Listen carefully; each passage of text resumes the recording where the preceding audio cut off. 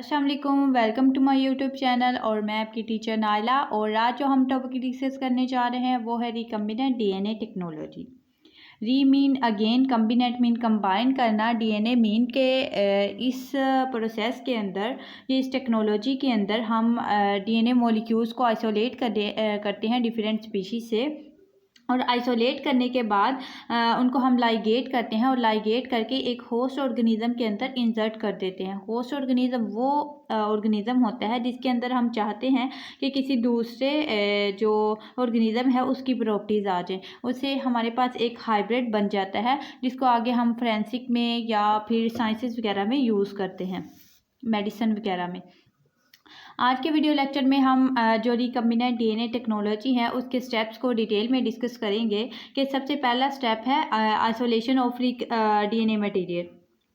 Isolation of DNA material का क्या मतलब है कि हमारे पास जो डिज़ायर्ड डीएनए हम चाहते हैं कि इस ऑर्गेनिज़म से हमने इसकी प्रॉपर्टीज़ लेनी है, तो उसके जो डीएनए है उसको आइसोलेट किया जाता है और इसकी प्योर फॉर्म में आइसोलेट करने का क्या मतलब है कि जो एक सेल मेम्ब्रेन है, सेल मेम्ब्रेन के अंदर डीएनए के साथ दूसरी ऑर्गेनेलिस वगैरह भी पाई जाती हैं या फिर माइक्रो मॉलिक्यूल्स पाए जाते हैं, जैसे कि लिपिड्स, कार्बोहाइड्रेट्स, प्रोटीन्स वगैरह। तो उन्हें भी आइसोलेट करना ज़रूरी है ताकि हमारे पास सिर्फ डीएनए ही आए। तो डीएनए को आइसोलेट करने के लिए डिफरेंट एंजाइम्स को यूज़ किया जाता है। लाइसोजाइम एंजाइम, सेलुलेज और राइबोन्यूक्लेज, प्रोटीएज और काइटिनेज वगैरह, ये एंजाइम्स यूज़ किए जाते हैं। ये क्या करते हैं कि जो डिफरेंट माइक्रो मॉलिक्यूल्स होते हैं उन्हें आइसोलेट कर देते हैं। उसके बाद एथेनॉल को ऐड कर दिया जाता है कि ताकि हमारे पास जो प्योरीफाइड डीएनए है उसको फाइन थ्रेड की फॉर्म में प्रेसिपिटेट किया जा सके। उसके बाद सेकंड स्टेप है हमारे पास restriction enzyme digestion.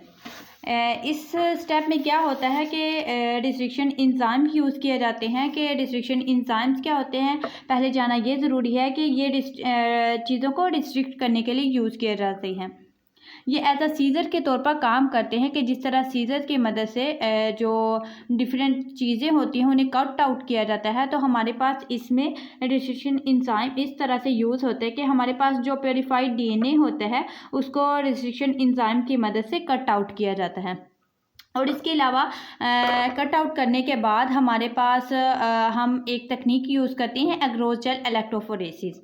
Agarose gel electrophoresis क्या करती है, इस तकनीक के अंदर हमारे पास जो कटेड फ्रैगमेंट्स होते हैं डीएनए के, उन्हें एक जेल के ऊपर रन किया जाता है। और रन करने के बाद क्योंकि डीएनए नेगेटिव चार्ज होता है और जब इसे इलेक्ट्रिक करंट प्रोवाइड किया जाता है तो हमारे पास जो नेगेटिव चार्ज डीएनए होते हैं पॉजिटिव इलेक्ट्रोड की तरफ मूव करता है। और हमारे पास इस प्रोसेस में साइज़ के बेस पे जो डीएनए के फ्रैगमेंट्स होते हैं उन्हें सेपरेट आउट कर दिया जाता है।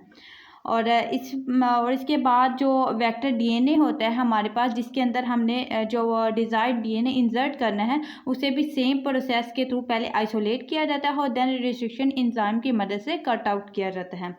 थर्ड स्टेप है हमारे पास एम्प्लीफिकेशन यूजिंग पीसीआर। दूसरे स्टेप में हमने क्या किया, जो हमारे पास प्योरीफाइड डीएनए था उसको हमने कट आउट किया और इस प्रोसेस में हमने पीसीआर की मदद से उसकी एम्प्लीफिकेशन करनी है। सबसे पहले पीसीआर क्या होता है, ये एक ऐसा मेथड होता है कि हमारे पास एक शॉर्ट फ्रैगमेंट है डीएनए का, तो इसकी मदद से हम क्या करते हैं, मिलियन टू बिलियन कॉपीज़ बना लेते हैं डीएनए की। हमारे पास एक शॉर्ट फ्रैगमेंट है तो उसकी मल्टीपल कॉपीज़ बना लेते हैं। इस प्रोसेस में इसकी एम्प्लीफिकेशन में हम एक एंजाइम यूज़ करते हैं डीएनए पॉलीमरेज, जो इसकी एम्प्लीफिकेशन में इन्वॉल्व होता है। अच्छा, उसके बाद हमारे पास है जो कट फ्रैगमेंट्स होते हैं डीएनए को, उन्हें पीसीआर की मदद से एम्प्लीफाई कर लिया जाता है। और देन हमारे पास है 4 नंबर पे जो स्टेप है वो है लाइगेशन ऑफ डीएनए मॉलिक्यूल्स।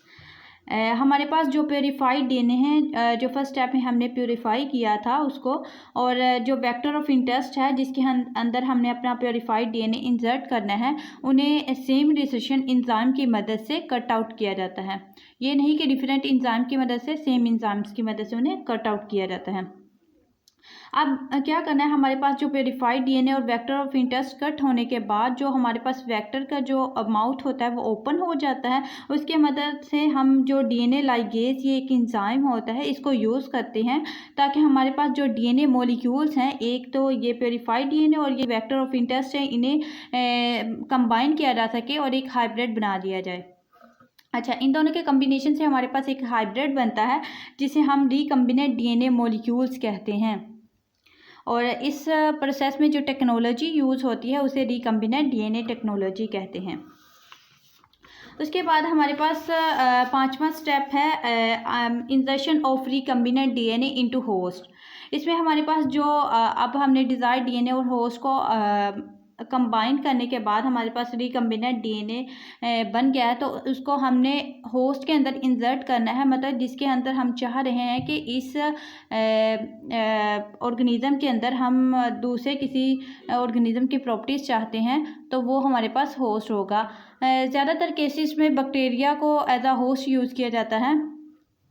इस स्टेप में क्या होता है, हमारे पास जो रिकम्बिनेंट डीएनए होता है इसको होस्ट के अंदर इंसर्ट किया जाता है।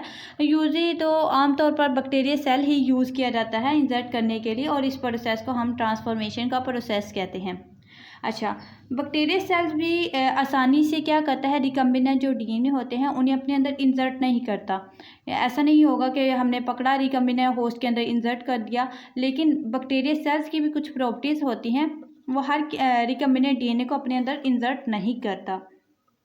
तो कुछ ट्रीटमेंट्स यूज़ किए जाते हैं ताकि हमारे पास जो बैक्टीरिया सेल है उसे कम्पिटेंट बनाया जा सके। तो डिफरेंट जो ट्रीटमेंट या प्रोसेसेस यूज़ किए जाते हैं उसमें हमारे पास कीटाइन आयन ट्रीटमेंट है, थर्मल शॉक और इलेक्ट्रोपोरेशन का प्रोसेस है। इलेक्ट्रोपोरेशन का प्रोसेस क्या होता है कि इसमें हमारे पास सेल वाल होती है बैक्टीरिया की, और उसमें इलेक्ट्रिक करंट प्रोवाइड किया जाता है। जब इलेक्ट्रिक करंट प्रोवाइड किया जाता है तो उसकी वजह से होल्स उसकी सेल वाल में होल जो होते हैं वो हो जाते हैं, तो होल्स के लिए जो हमारा डीएनए है वो पेनिट्रेट कर जाता है अंदर। इस तरह से जो बैक्टीरिया सेल है उसे कम्पिटेंट बनाया जाता है। उसके बाद है आइसोलेशन ऑफ रिकम्बिनेंट सेल्स। अच्छा, ट्रांसफॉर्मेशन के प्रोसेस से कुछ ऐसा होंगे सेल्स बनेंगे, मतलब कि होस्ट के अंदर कुछ जो रिकम्बिनेंट डीएनए वो तो अंदर हो जाएंगे इंसर्ट, और कुछ जो होंगे वो इंसर्ट नहीं होंगे, क्योंकि ये प्रोसेस ऑर्गेनिजम्स के अंदर हो रहा होता है। इस वजह से कुछ सेल्स ट्रांसफ़र हो जाते हैं, कुछ नहीं होते। तो ट्रांसफॉर्मेशन का प्रोसेस क्या होता है, एक मिक्स पॉपुलेशन जनरेट करता है ट्रांसफॉर्म सेल्स की और नॉन ट्रांसफॉर्म सेल्स की। अच्छा, अब हमें कैसे पता चलेगा कि रिकम्बिनेंट डीएनए जो है वो होस्ट के अंदर इंसर्ट हो गया है या नहीं। उसके लिए भी डिफरेंट मार्कर जीन्स यूज़ किए जाते हैं प्लाज्मिड वेक्टर के। मार्कर जीन्स क्या होते हैं, बेसिकली ये अमीनो एसिड की एक सीक्वेंस होती है, इनको एज अ मार्कर रखा जाता है, उनको एज अ मार्कर यूज़ किया जाता है ताकि हमारे पास जो रिकम्बिनेंट डीएनए है उसको आइसोलेट किया जा सके। जैसे कि PBR322 ये एक प्लाज्मिड वेक्टर है। इसके बाद डिफरेंट मार्कर जीन्स होते हैं, जैसे कि टेट्रासाइक्लिन रजिस्टर जीन है, और इसके अलावा एम्पीसिलिन रजिस्ट्रेशन जीन है। ये क्या करते हैं, जहाँ पे जो ट्रांसफॉर्म सेल्स होंगे उन्हें मार्क आउट करते हैं। जैसे कि एक मार्कर काम करता है कि मार्कर को यूज़ किया जाता है चीज़ों को मार्क करने के लिए, तो ये एज अ मार्कर क्या करेगा, जहाँ पे जो ट्रांसफॉर्म सेल्स होंगे उन्हें मार्क कर देगा। उसके बाद हम डायग्रामेटिकली देख लेते हैं कि किस तरह से ये रिकम्बिनेंट डीएनए का प्रोसेस होता है। ये हमारे पास एक ह्यूमन सेल है, इससे हमने क्या किया कि जीन को आइसोलेट कर दिया। जैसे कि ग्रोथ हार्मोन है हमारा, इंसुलिन है, तो उसको हमने उसके जीन्स को आइसोलेट किया। और यहाँ पे हमने एक बैक्टीरिया सेल लिया है, क्योंकि हमने होस्ट भी लेना है जिसके अंदर हमने जो अपना है जो डिज़ायर्ड जीन है उसको इंसर्ट करना है। तो बैक्टीरिया सेल का जो हमने प्लाज्मिड वेक्टर है उसको आइसोलेट किया है। फिर उसके बाद हमने क्या किया है कि रेजिस्ट्रेशन एंजाइम यूज़ किया है।